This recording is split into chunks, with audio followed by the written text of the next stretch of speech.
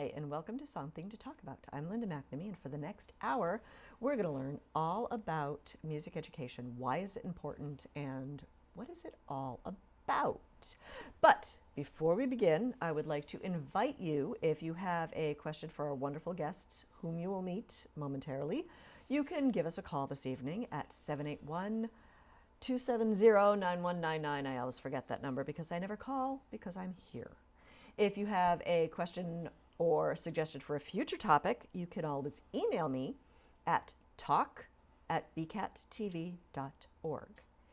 I would like to thank the crew for this evening. We have, I need my cheat sheet for this, Chris Flaherty, who is a staff member here and makes sure that all of us volunteers behave ourselves. Thank you, Christoph.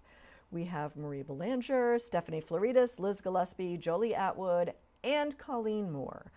Thank you, ladies, for giving up your Wednesday evening to come and hang out at BCAT with me.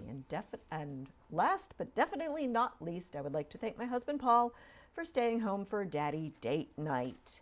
Hope you had an enjoyable time at home while I was at the back to school night.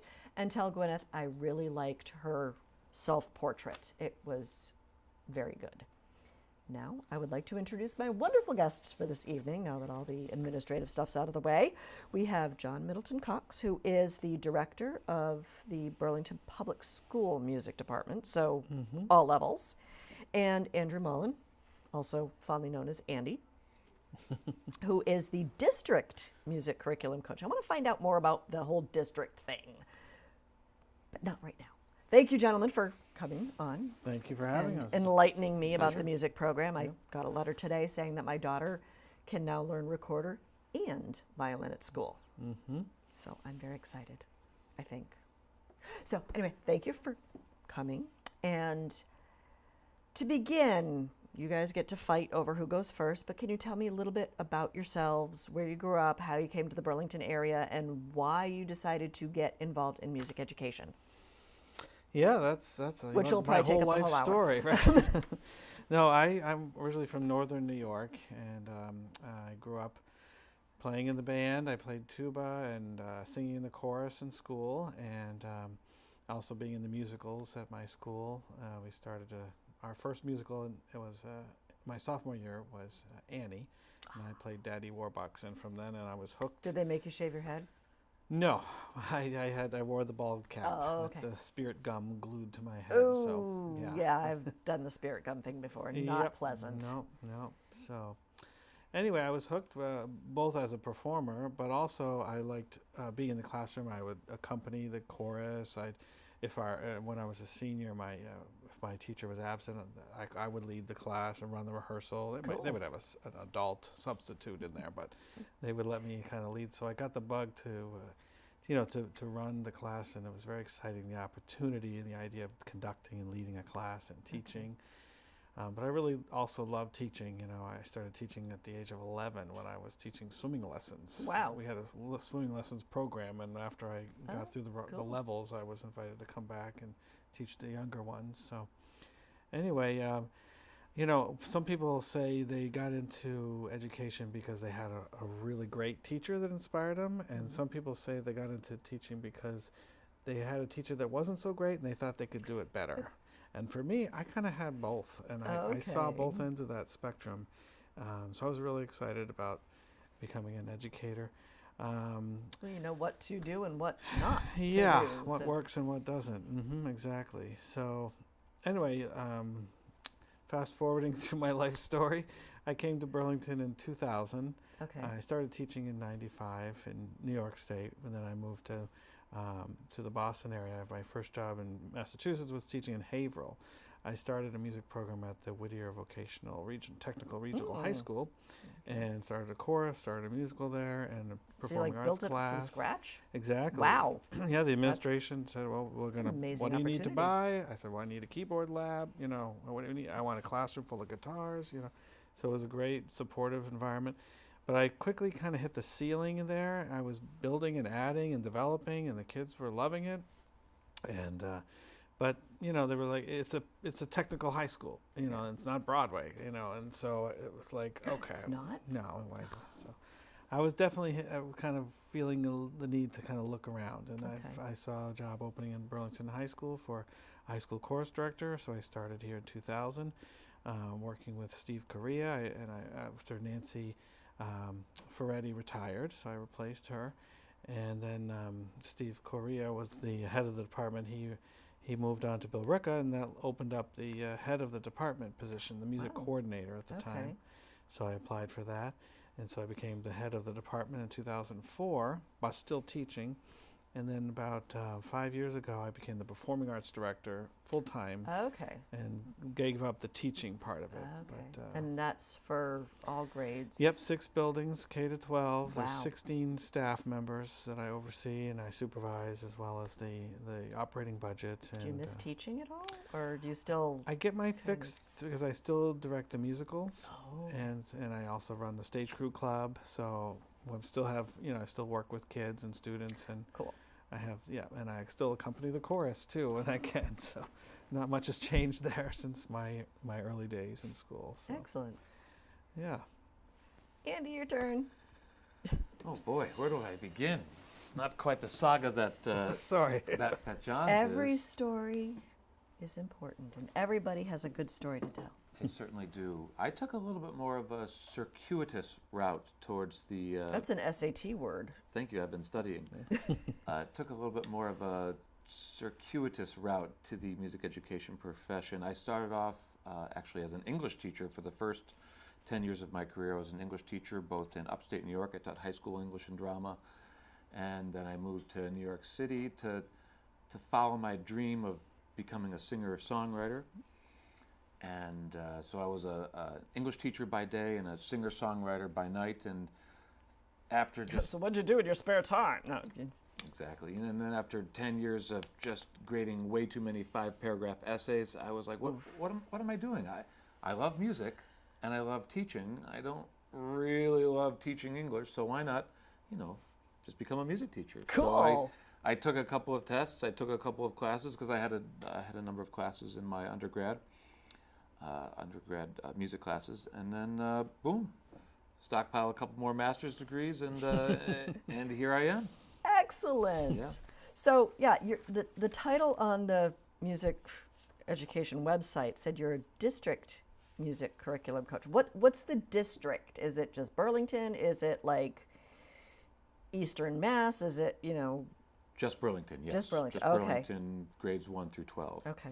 Because I remember, when I was like in middle school and high school, they had, district performances, district band, district orchestra, and that was like several communities. So I wasn't sure if Oh, there's Northeast District, there's Central District, we're there's going Western back a District. few years, That so still- I that don't still exactly exists. remember which Yep. district I was. You would have been in the Western District. Okay. But, Well, yeah. cool. Yes. So do you get to teach right now? Yes, I'm still currently Okay. 60% in the classroom at the middle school. I do the choruses, and I have a house band, and I still do the 7th grade general music and a little bit of 6th. And the remaining portion of my time is devoted to curriculum development for the music program. If I'm getting my history right, when John came in 2004, there was really no codified curriculum, so John spent a bunch of time with the teachers back then putting together a scope and sequence, a grade 1 to cool. 12 scope and sequence. And then when I came in, I guess 7 or 8 years later, the majority of the teachers that were responsible for creating that curriculum just were no longer there anymore. Do I have my history about right? Yeah, I mean, there were some old documents and binders and things, but curriculum should be a living, breathing document that just changes and updates, True. and teachers add things, take out things. But I think, and I don't mean to interrupt, but what Andy is alluding to is the fact that we have 6 schools, 4 different elementary schools, Mm-hmm.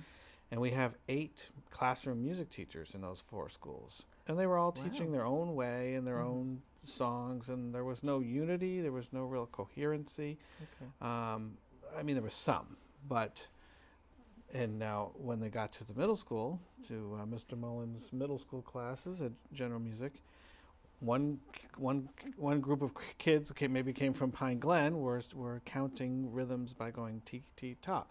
And another school was counting 1 and 2 and another school was doing do day. Another school, so Yeah. there was no we common need to kind of, yeah. language, if you will. Exactly. So we focused, and Mr. Mullen introduced me to music learning theory, which is a philosophy of music, and it's been expanded to a curriculum developed by Edwin Gordon, and he introduced me to this idea that all of us can have a common language, and music is like a language. Kids learn music first by hearing it, and making music by tapping, by singing. So just like when they learn to speak, they learn by listening to their parents, they learn by then talking, then they learn to read it and write it, and etc. So that's where that's the same model as applies Neat. to this theory in this curriculum that we're infusing. So we've asked the teachers to use this curriculum in their classroom about 5 minutes a day, the same exact structure.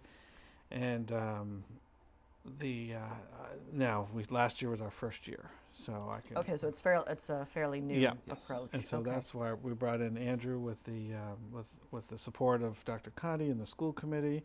They funded this this initiative, and Great. jump in here and talk Yeah. more about that. Absolutely, yeah, it's been really, really fantastic. So 40% of my day I get to go to the elementary schools and even go to my colleagues in the middle school and go up to the high school and go in and model the prototypical lessons that typically happen Cool. within this curriculum. So, I mean, I taught elementary school for 3 years, so it's fun for me to get down and I get to use my elementary school voice again. It's a lot of fun getting down there and moving around with the kids, and it's really been a hoot. And it's been very rewarding for me to connect with colleagues who I really probably only saw a few times a year, and really have those meaningful conversations with them and talk with them about what they're doing and taking the amazing stuff that they are all already doing and just tweaking it a little bit so we can filter it through the same lens, so that by the time they get to me in the high school and by the time they get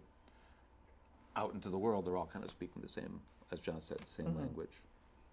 Now, in the music curriculum, do you also teach like music theory, or is it just more like here's music, play it, or do you actually get into like?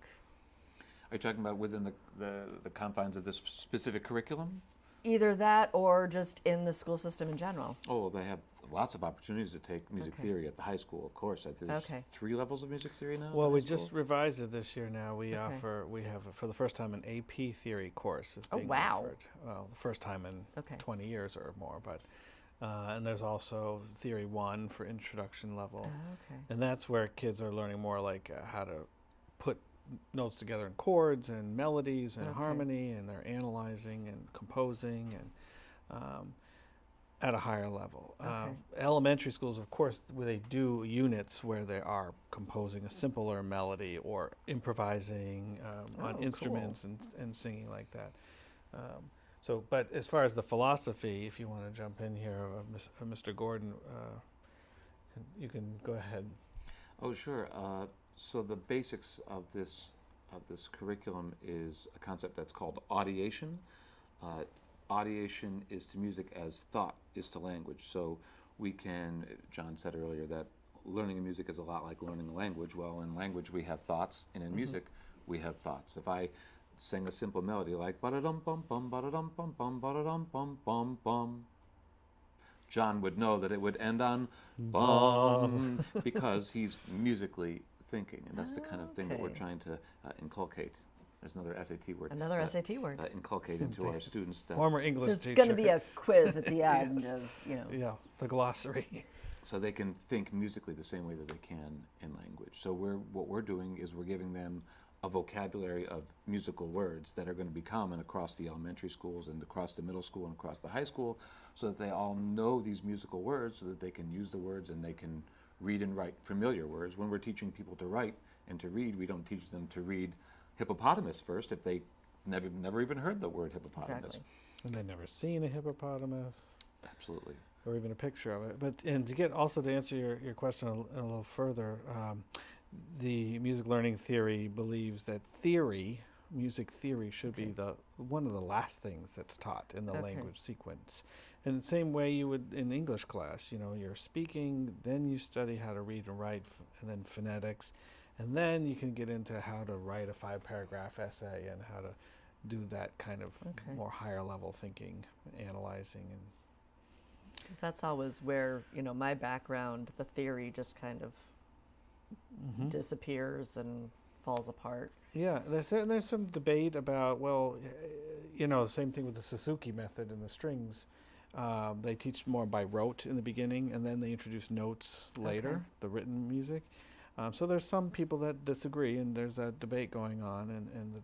But for me, fundamentally, I think if we're all doing the same thing, the kids are going to have the same consistency, and they'll be able to learn and be fluent in music.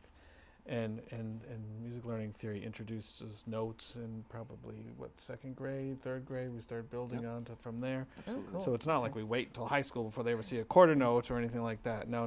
They're getting it in the recorder. When I just keep thinking notes. theory, I'm thinking, like your major chord, your minor chord, your, minor seventh or Diminished, augmented, and all that stuff. Yeah.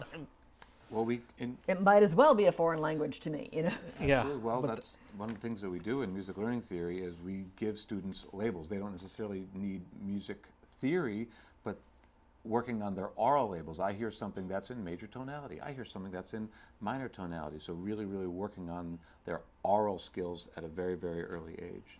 Oh, okay. And he would say, Mr. Gordon would say, Dr. Gordon, I should say. Yes, Would say, the late Dr. Gordon. Students learn what something is by what it isn't. They need to be able to compare. So the reason we introduce minor early is so they know, that's what major is. Bum, bum, bum is major. Bum, bum, bum is minor, sad, darker. Oh, I get the contrast. Now I can label and identify, and I will be able to remember it and reproduce it and use it. Major, minor, duple, triple, good teacher, bad teacher. We've come full circle, haven't we? Amazing. Now, I know we kind of talked around the subject, but why is music education so important in the schools? I've heard that studies have been done saying music is tied with math skills, music is tied with, pretty much math. But, why? We have a very supportive school system. We have a very supportive superintendent. We have a very supportive school committee. They are allowing us to teach music education in the schools. But there are some communities that say music isn't worth it. How would you defend someone who said something like that? I Other think than there's take them out to the playground and beat them up. No. Well, I think there's two parts to the answer in my mind. I'm thinking, first of all, how do you justify spending money and funding on the department? Okay. And when I believe strongly that support comes from a quality product that people can be proud of. I won't mention any names, but another town, I remember seeing some concert performances that I was cringing, and I was like, oh my goodness, that's the high school chorus, painful. And then the idea of the school committee is looking at cutting music, and as a resident of that town, I was like, I guess I could see why I don't feel like I don't want to pay for dying on my sword to protect that product. You know what I mean? As a parent, of course, it's a little bit different, but I've always believed as a leader of this department that we need to produce a quality product that students can be proud of themselves and what they've accomplished, but also that the parents can honestly and truly be proud and say, wow, you did a great job, not the phony, I'm so proud of you, honey, which I understand that too. Good job, Billy. Yeah, no, but to be sincerely and honestly impressed and proud of their accomplishments. And when you can build that into a product, into a program, then I think that's where people are going to be like, cut the music? Are you kidding me? Did you see what my son did? Yeah. Like, that's a good part of pride and strength. And Mr. Mullen, if you want to talk about a little bit more about the science of why music education helps in the development of young children, I know you've done some work with the preschool and that. Yes, absolutely. Well, first of all, can we talk about preschool? Philosophically, there's an old expression, I never heard a horse sing. And by that I mean that, the arts, The arts, music, drama is just something that is just so unique to the human being that it's such an important part of being a human being, to be able to express yourself and to be able to do something that another species cannot do. And another species cannot think musically. We have something that's important to teach, which is musical thinking, which is audiation. So I'm not a big fan of using music to subordinate other things. I think I'm of the personal belief that music in itself, just by itself, music has value. Music is everywhere. You know, it's in movies, it's in commercials, it's everywhere. It's in our music classrooms, it's in elevators. You know. Oh, not the elevators. Absolutely. And you know, wouldn't it be nice for people to hear music that they hear all the time and just understand it? That's where my philosophical grounding is. And speaking to what John said about preschool, I mean, the research is just abundant over and over and over again that the earlier we get to kids in order to teach them music and work on their listening vocabulary, which is so important in language. I mean, if you didn't speak to a child for 5 years, I'm going to go ahead and guess that child is not going to learn how to speak because they haven't had the adequate listening vocabulary. The earlier we get to kids, the better, which is why that we've started pre-K music program after school on, I don't think we picked a day yet this year. Yep. So it's a new program. Last year we did it. started. Yes, it was called Music Play. And it's based on the principles of music learning theory. So cool. I and about 6 or 7 kids and their parents met, I believe it was Mondays after school for 45 minutes, and we got down with the parachute, and I sang them songs in Lydian tonality and Locrian tonality. I can do a little singing in Locrian if we need to. We don't take requests. No, you no want requests. to. Okay. There's so many songs out in the wild that are Locrian tunes that I will just have my pick of the litter. But What he's saying is it's more than just major and minor tonalities. Oh, There's actually 7 or more, 7 Yes. in Western music. in Western music, yeah. Wow. But yeah, so the Music Play program is going to be starting early October. So we'll link to that on the website. I think I remember reading about it and being really disappointed because my son was no longer in preschool. Missed it. So, and just to underline what Mr. Mullen is talking about is the development at a younger age.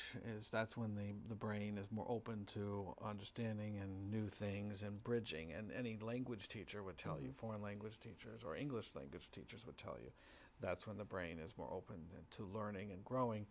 And if you want to speak a little bit to the potential of learning, you said. Music aptitude? Music aptitude, thank you. Absolutely. You know, we never have more of an opportunity to learn music or to learn anything than when we're between 0 and 1 years old. You know, that's when our brain is just constantly. It's pretty amazing. Yeah, and we've all these synapses, and if the synapses don't get used up by music, they're going to get used up by something else. You know, social studies, God forbid, or sports. Sports. No, not Just sports. kidding. We love sports. Well, another tangent, but you were talking about, birth to a year old. I actually taught my kids sign language. And when my daughter was just about a year old, she was able to tell me that she had an ear infection by using sign language. That's pretty amazing. And I'm like, bringing her to the doctor for her flu shot. I'm like, just humor me. Check out her ear because she said her ear hurts. And sure enough, Nice. because it was, that birth, that the critical sponge time. Absolutely. Okay, so you have the preschool program. So the elementary schools start like official music lessons in first grade. Right. When do they start instrumental music? And how are the instruments determined as to when they learn them? Yeah, so just to clarify, first grade is when the school starts specials. That's PE, art, and music. We don't have any kindergarten because it's not full day, and it's sort of a... But they do some serious dancing They music absolutely, in yep. those. Yeah, I volunteered for my kids' Yeah. kindergarten class. So, and I there's got down to Mr. Miss Parnell's class last year. I was down there in the kindergarten class. I was in Mrs. Parnell's class too. Nice. So, Love her. Okay, anyway. Yeah, and I think it's great to infuse kindergarten classes with music education. Like we said, those synapses are open. We want to take advantage of that opportunity.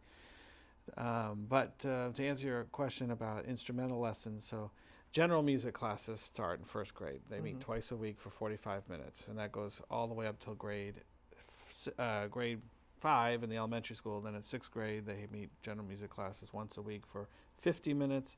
Seventh grade, they meet 3 times a week for 50 minutes for one trimester. I have Right. that. Okay. 1 quarter. But it is still a scheduled course. It's not an Yes, elective. that goes all the way to It's seventh like grade. Required. In addition Okay. to that, there are now violin, as you Yeah. experienced Yes. tonight.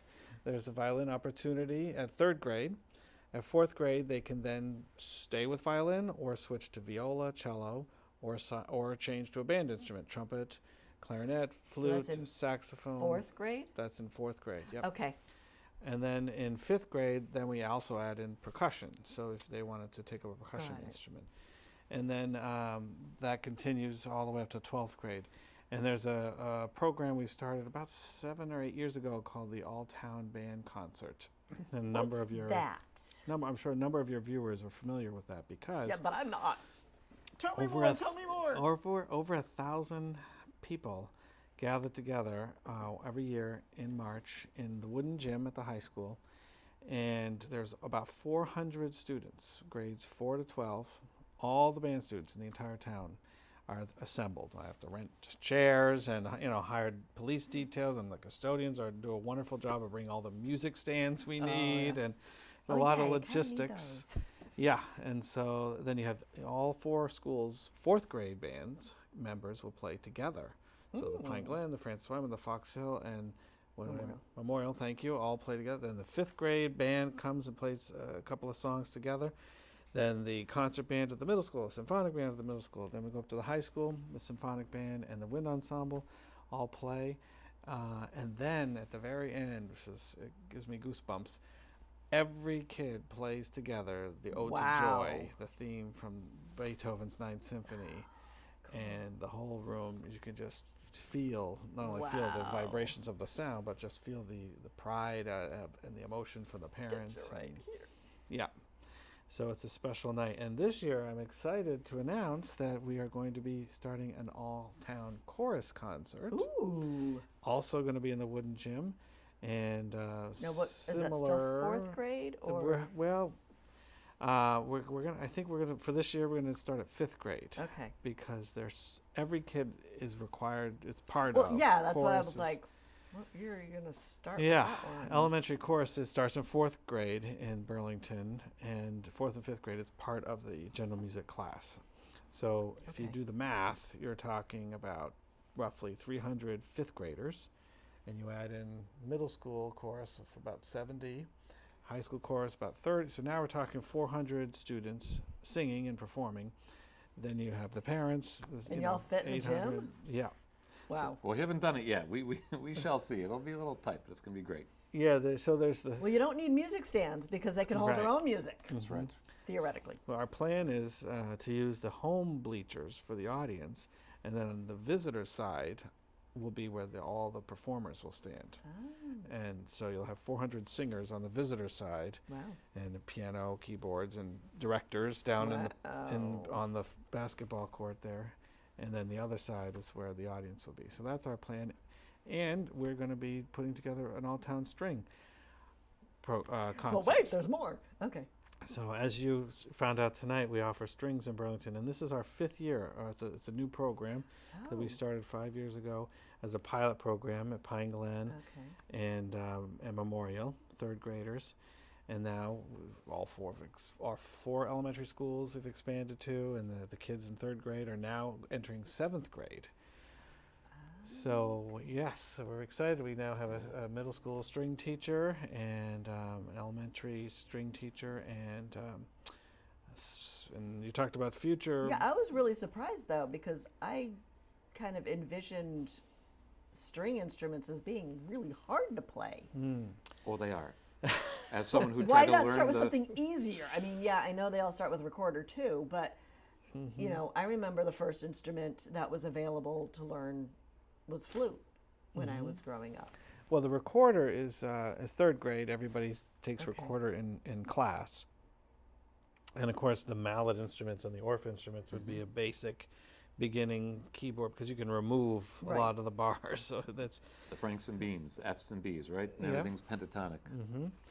so. When you rearrange them in different order and Absolutely. drive the Yeah. music teacher crazy. I mean, every instrument has different levels of difficulty. okay. The piano, of course, it's hard. It's always in tune. We hope, unless.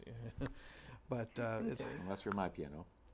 But the flute might take a month to get any sound out of because of the embouchure has to form. Okay. And the challenge with the string instruments is you have your tuning in your fingers. Yeah. If your finger's a little off, it's going to be a little flat or a little sharp, and then the bow is actually really hard to make a good sound. Yeah, that's why I'm like, It could sound you like guys somebody's are brave starting yeah. it in 3rd grade because you want a really good music Mm-hmm. program. Yet you give 8-year-olds violins. Well, yes, and actually the violins are unique in that they come in half size and quarter sizes and 3/4. So you can't get a half size flute or a half size trumpet or trombone Yeah. because that's the true. length of the tubing is what it is. With a stringed instrument, you can modify the size, so Okay. it's much easier for them and to get used to their bodies and the chin rest and the different and their little fingers are Little can fingers do the being thing. able to hold down the, Right. the strings. So for the first few months or a year, they might really just work on pizzicato, which is just Okay. plucking the strings. And Suzuki would say we're a little bit late. Those Suzuki programs start very, very, very Yep, early. that's right. So when you were talking about the all-town band, I started thinking that you had like an alumni band for everybody who graduated to come back and play. we would need a bigger gym for that. Last year I had my first MS choral reunion, which was a lot of fun. We had it in a day, beautiful day in the end of May, I believe, and Okay. I think we had 20 or 30 kids from the high school come and come back and sing, and it was fantastic. We sang all the old songs and sang some new songs, and the kids at the high school, the songs that they didn't know, they kind of sight read the new songs. It was a neat time, very enjoyable. Well, even though the topic of this evening's show is music education, you also mentioned performance. When does the whole performance element, like theater, enter the picture? Right. So in addition to the required general music classes that go Okay. through 7th grade here, there's elective courses at the high school, and as band and strings, and is also elective at the elementary and the middle school. And then the high school has more electives. We have the theory classes and music theater. We actually just started a guitar elective this year, so there's a number of students starting that. Like classical guitar or just any kind of everything? There are classical, folk strings, acoustic guitars. Yep, nylon strings. Some of them are steel strings. And then, and what you're asking about is the after-school extracurricular things. I'm not sure what I'm asking about. Well, 'cause I'm not familiar with the program. All right. So after school, okay. So theater. There is a musical theater class at the high school, but I think what you're referring Now to the musical is theater class in the high school, is that like, that's an elective course. okay, but it's not necessarily performance, it's more like analytical? They or- perform for each other or learn how Okay. to perform or rehearse audition monologues and Okay. songs and things like that, but they don't really perform for an audience outside. Oh, No. okay. So we do have at the high school a fall play, a straight play, no music. Okay. We have a spring musical, and we also have a middle school production which happens during the summer called BEST, Burlington Educational I heard Summer about that, Theater. yeah. Yep, we did The Lion King this year. And it was the And, same weekend that my brother was involved in his community theater summer program. Oh, okay. And they did Little Mermaid. Oh, yeah. So we had to go see Uncle Danny. Mm-hmm. So, sorry. Tangent. Continue. So those are the opportunities for. So best is middle theater. school? It's grades 4 to 8. Okay, I And thought it started younger than that. well, yeah, 4th grade is elementary, but we also have a workshop program that corresponds with that. So it's open to grades 1 to 5. Okay, that's what I think I'm thinking of. Yep. That's so not best, that's something else? It's part of BEST. Part Yep. of best, okay. So yeah, BEST has 2 programs. It has the workshop and it has the musical that they And what put does on. best stand for? Burlington Educational Summer Theater. Of course. Yes. I'm like, Burlington, there's no M for music. No. Okay, Right. so those are So- electives. Did you come up with that? I did. Little- oh, yeah, good I job. did. Brilliant. Yeah. Took me a little while, but I guess. So the spring is, it's just the high school students that work on the musical? Yeah, so there's in the spring the musical is actually it's almost 60 years that Burlington High School has been doing musicals. Wow. Back to the yeah. So how many times have they Um, repeated a musical? Well, some they've repeated maybe 3-4 times. Some I know they've- there are a lot of musicals out there, but yeah, some they've done once, and there's some that you'd think they would have done, but they haven't. So, actually, I have the list. We can put a link to it later. But of all the past musicals, it's quite a. Guys and Interesting Dolls list. might be the winner, right? I think they've done Guys and Dolls 4 times. Yeah, so you can see the past Wow. performance page here. But what's your favorite? my favorite on this page. On or- that, well, your favorite musical that the schools have done, and your favorite musical of all time. No pressure. Well, it's hard to pick just one. I think one of the most moving emotionally, I think, is Titanic. It's a And musical. Oh yeah, I think I remember Well, the posters, but I yeah, can't vision it being. It sunk at the box office. Ha ha ha! Little time joke about that big. But no, actually, it's a Broadway musical that has nothing to do with the movie. The movie is really fake. It's fictional characters. Yeah. But the musical, they actually have real stories of the real people who and their tragic moments, and they Oh. get to know them and their lives and their dreams, and then you see how they struggled during the tragedy, and you meet the survivors. So, and it's all music is all sung, the whole thing, Wow. and so it's very stirring, very moving piece. So it's a beautiful. I need a tissue. I artistic need a whole work. box of tissues. Yeah, I mean, of course, Les Mis is a huge, wonderful production with Victor Hugo, and I mean the composers. You can't. It's hard to top that.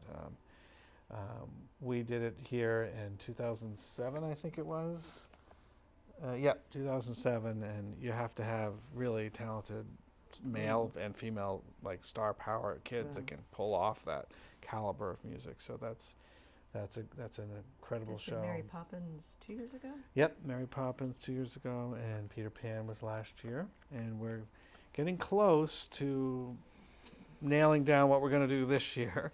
Mr. Mullen is our music director. He's in the orchestra pit, conducting the orchestra and teaching the Excellent. kids all the music, and I'm the artistic director of the production. So we very Yes. close. We'll be able to announce this year's musical. It's a secret for now. 'Cause It's not that I'm withholding the secret. It's just that until the contract is signed with the company that owns the understand. rights, I can't for sure say. Now I've noticed that sometimes Best during the summer does Lion King Junior, or was it Seussical Junior? Yeah, they're all kids' versions of the full-length musical. So a full-length musical is 2.5 hours Okay, or but- more, and Okay, I'm just wondering, have you ever done the non-juniors at the high school level? I think you mean in the summer, the Well, if the summer non-juniors? does a junior version, Yeah. does the high school ever perform the non? Oh, you mean junior? the same show? The same show. Oh, I see what you're asking. Like Lion King. no, Or we have Seussical, not. not junior. No, we have not done that. Maybe Annie? Was Annie ever done? Annie was never done at the high school. Really? And Okay. the reason it's hard to do at a high school is because all of the leading characters are children. Yeah. But we did do Annie our first year at Best. And that was an interesting year. It was our first year. We were originally going to do a high school production in the summer and then a middle school elementary.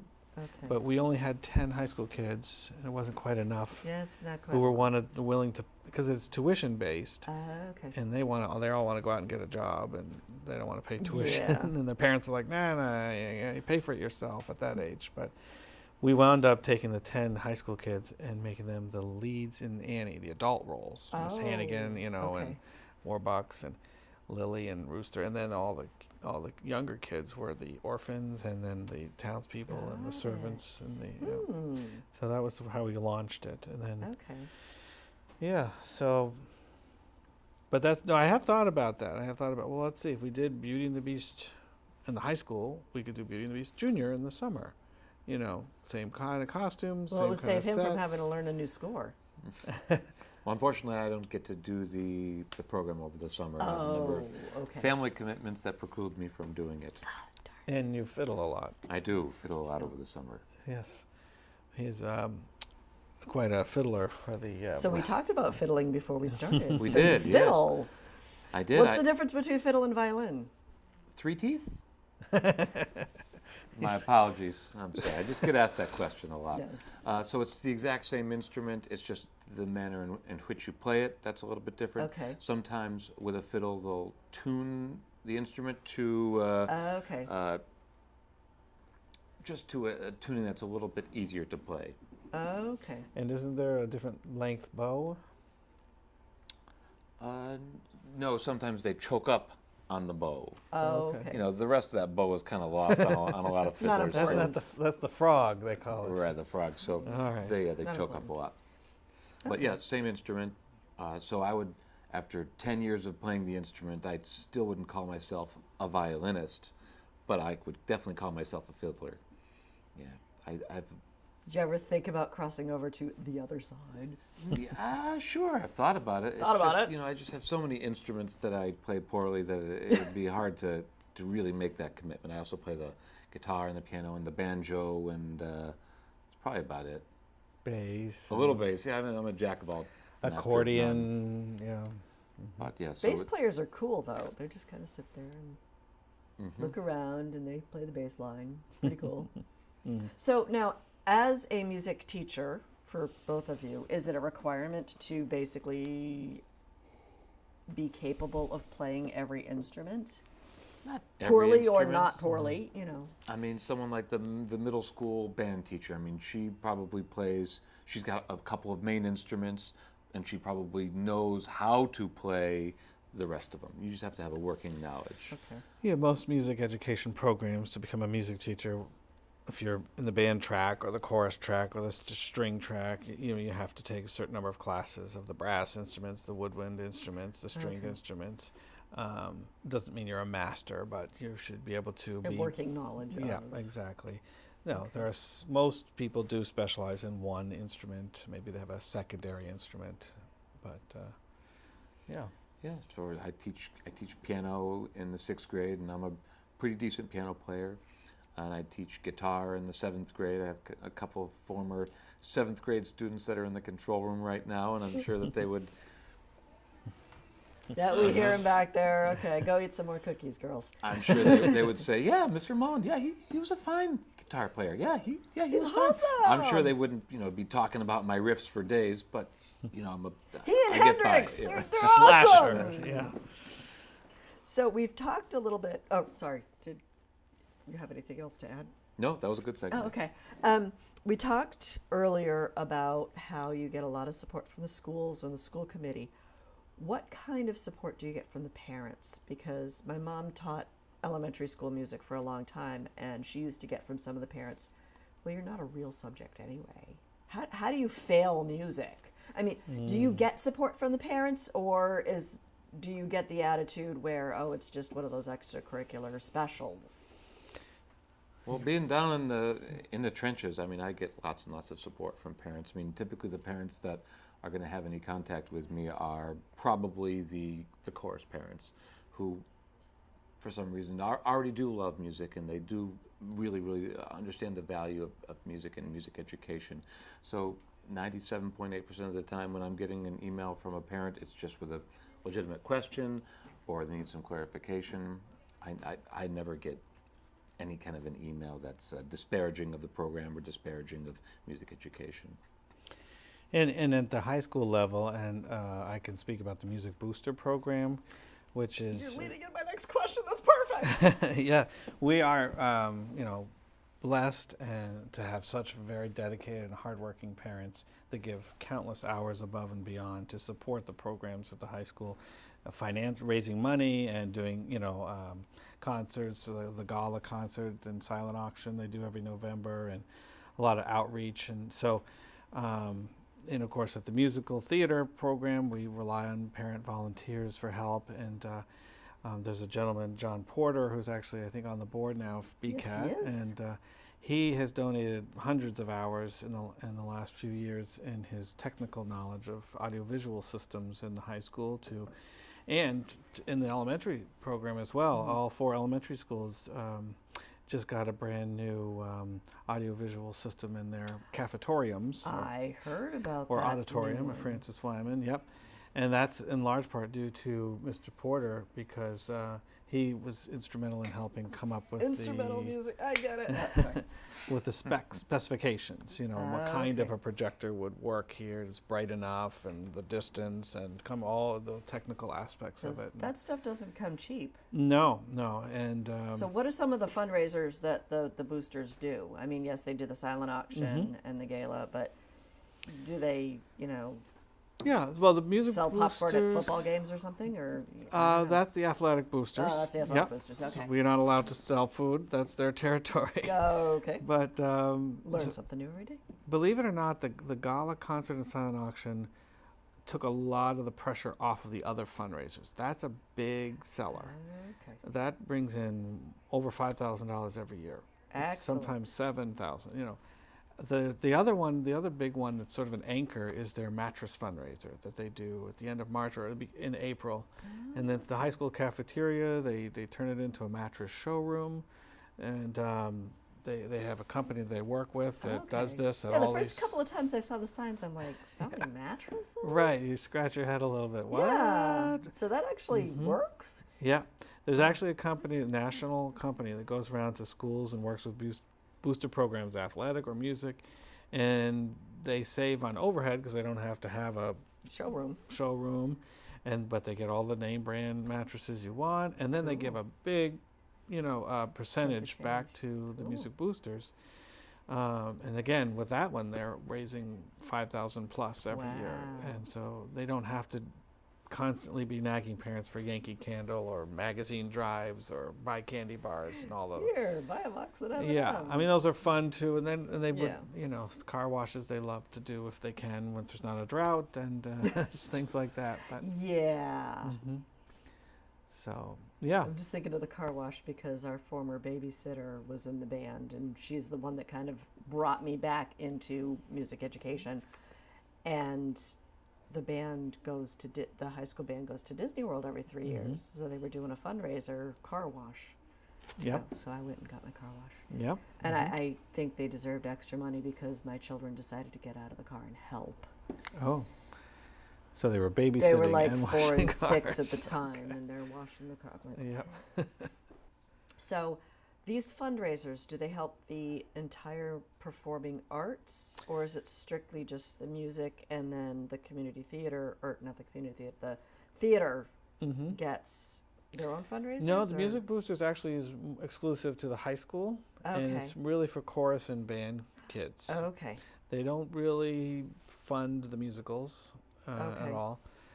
They do sell concessions, but that's money that goes to their coffers Okay. to help the band and chorus students. As far as fundraisers for the musical, the only fundraiser we do for the musical is selling ads in the playbill. So that's it. Other than that, we Okay. sell tickets to the show. And so luckily we have developed an audience base now where consistently we're selling 3,000 tickets Wow. every That's year, I mean, give or awesome. take. Do you guys but sell out? yeah, we Okay. with 800 seats in the auditorium, Okay. 5 performances. So if you do the math, we have sold out performances occasionally Wow. for Mary Poppins. So, Okay. we sold out the Sunday matinee, of course, with the kids. course. And, yep. So Now, does that influence which shows you decide to perform to make sure that it's family friendly? well, yes and no. I think variety is important. Okay. You don't want something different every year, like comedy or dance show or something more drama heavy. Mhm. You want a variety, a balance. You also have to have something that will sell and to try to pay the bills, of course, and break even as much Because as purchasing possible. the rights Very expensive. is very expensive, Yeah, about isn't it? it's about 6,000 on average. It's about 1,000 per show, based on our tickets and how many Oh, seats okay. we sell. And then you pay, in addition to that, you pay to rent the materials, and there's Okay. other fees associated with that. So some shows are more expensive. I think Grease was 8,000. Wow. Yeah. Because Beauty is and it the just because Beast. it's a popular story? or- Yep. And It's their cash cow, right? That's their. it is. Yep. And so that's a whole business. So that's why you've done Guys and Dolls, because it's not as expensive as Great. No, I don't know. I'm making stuff up. So, theater, costumes. Do you have to make your own costumes? Do you have a costume room where you store all this stuff? Do you rent stuff? Do you buy stuff? How does that work? Because that's going to get expensive. Yes. So we, when I first started here, there was a room full of costumes and some very hardworking moms who knew how to sew, and the director, Sue Lavoie, at the time was handy with sewing and material, and they would get donations, old prom dresses from people in the town. They'd put it together as best they could, beg, borrow, steal material. Okay. There wasn't much of a budget. They weren't doing 5 shows at the time. Okay. They weren't selling nearly as many tickets. But over the years, we've been able to develop and grow the whole program. And in the costume department, we had a mother by the name of Maureen Krebs. Her daughter was Dorothy in The Wizard of Oz. And she was, at the time, she was a volunteer parent. And when her daughter graduated, I said to Maureen, do you think we could pay you a little to come back next year and do the costumes and help us? She does the costume room now. So, So over the years now, she has done that and gone on to have her own business. So we have a really nice arrangement with her. Perfect. Where we have, we pay her for her service to build and put together all the costumes for the show, all the measurements. I don't even have to think about it. And in turn, she uses the materials and costumes. She's able to reuse those and rent them out herself for her business. Oh, excellent. And in exchange, we can use any of her costumes she has in stock at any time for our shows. Excellent. So it's a great arrangement. And the same thing with the sets. We have a man by the name of Peter Waldron, who we've been working with since Les Mis in 2007, who is a professional designer and builder and painter of sets and scenery. So that's what he does for a living, and he does all of our shows. Wow. And Does he get help from the kids? Yes, there's a building crew, and they help paint, and they have some parents help, absolutely. But and Chet McGuire is a resident in town, alumni, who runs a Smile Photography Lab, and he's very handy, and he helps out Peter, and so they're able to throw those sets together in a couple of weeks. It's just amazing. Wow. That used to be a real inhibitor, because not only would they build these massive sets, because there was mostly volunteer dads who were building houses and sheds, and they were built strong to last for 20 years. Exactly. With nails. They lasted 20 years. And with nails, and you can't take them apart after, and it's hard to reuse them. So it's a much more streamlined process now. Excellent. What do they use instead of nails? Screws? I thought you were going to say glue. Oh, no, that doesn't come apart very easily. No. So should come out of the pit more often. No, leave him in there. Yeah. Kidding. I'm kidding. So we talked a lot tonight about what the two of you and your staff and support crew have done. What would you like to see happen to the music department in the next year or the next 5 years? Where do you see this going? Well, I think a lot of the things we've started last year, first year, music learning theory, infusion into the curriculum. So we're in the year 2, and they're going to see that develop and grow. We have some detailed plans. We had some great professional development led by Mr. Mullen this year. You want to talk about the future of that? Well, I mean, it's not just a 1-year plan or a 2-year plan. It's really the 30-year plan. Where do we want the future adults of the town of Burlington to be? What do we want for our adult citizens of music? We want them to be able to understand music and to not just say, oh, I wasn't very good at singing, or oh, I tried the trumpet in the 4th grade and I was just not any good. We want that love of music to continue well into their adulthood. By introducing it to them in the 1st grade last year, when those kids become seniors, they will be the most fluent kids that Burlington's ever seen. And we've seen this happen in other districts like Ipswich. Oh, cool. And we've had some guest speakers come in from other districts who talk about that. And the ability of the kids to improvise, and their intonation, their hearing, and really listening and thinking music they're just off the charts. So Absolutely. that's our future and the long-term goals. The string program, of course, is a long-term vision. We're up to 7th grade, so we want to see that continue. 8, 9, 10. Then we have to hire a high school string teacher and build upon that. So we'll have a string orchestra at the high school. In 5 years. Yep. In 5 years, those kids will all be seniors, and we will Wow. have a full high school orchestra. Right. Wow. Now, do you have an orchestra like as it stands now, or not yet because you're? We have string orchestras at every building, except for the Okay. high school. So every elementary school has their okay, own. so okay. Grades 3, 4, 5 have their little string orchestra, just like they have their elementary band and they have their elementary Okay. chorus. And then the middle school, now we're going to have 6th and 7th graders, so they're going to be up to 30 kids, and next year probably about 50 at the elementary school when we reach full infusion there, Absolutely. implementation. And I just pictured the all-town strings concert from 5 years from now. That's going to be pretty amazing. Yeah, and we started a community concert series too as part of the Music and Performing Arts Department. And so we've been putting on community concerts. I don't know if you've heard, but like the Glenn Miller Orchestra, we had a Beatles tribute group, we had Ella Fitzgerald tribute group, and big band sounds, and Motown, and Let's Hang On, which is a Frankie Valli group.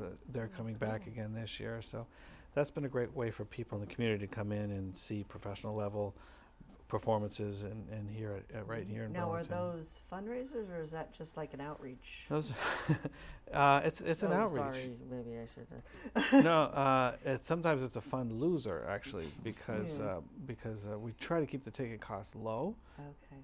very low, like $20-$25. When you go and see these groups in other towns, they're paying $40 or $50 a Okay. ticket. So we want people to come in and see them and enjoy them. So. Excellent. Mm-hmm. You know what? We are out of time. Oh my goodness. Imagine that. So I want to thank you guys for coming in. It's been a fun conversation, and I'm also appreciating everything that I get to look forward to with my little kids going through the system. And I also want to thank everyone at home tonight for tuning in. Hope you found tonight's discussion as warm-hearted, I guess, and enlightening as I have. So thank you very much, and I will see you around town. Good night.